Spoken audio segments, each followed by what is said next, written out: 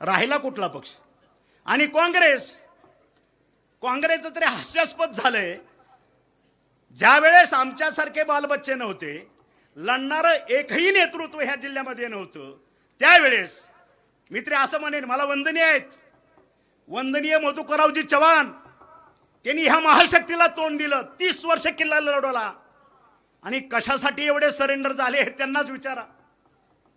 तेही आजच्या पाचच्या खिशात कुठेतरी ठेवले, संपला विषय. आणि म्हणून युती का आघाडी हा विषयच राहिलेला नाही ह्या ठिकाणी.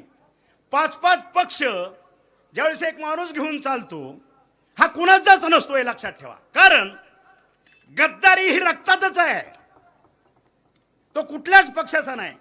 उद्या हा महायुतीचं सरकार जाऊ द्या किंवा कुठली अडचण येऊ द्या महायुतीच्या सरकारला, आणि आघाडीचं सरकार किंवा कुठली काही नवीन समीकरणं जुळू द्या, पहिला उडी मारणार हे बेडूक असेल, हे तुम्हाला सांगतो.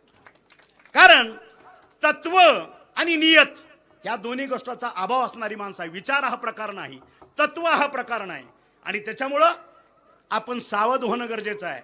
माझी कळकळीची विनंती आहे माझ्या सभासदांना तेरणेच्या, माझ्या बापाचा कारखाना नाही, तुमचा आहे, तुमच्या बाप जाद्याचा हा तेरणा कारखाना आहे, हा तुमचा स्वाभिमान आहे. मी फक्त निमित्त आहे.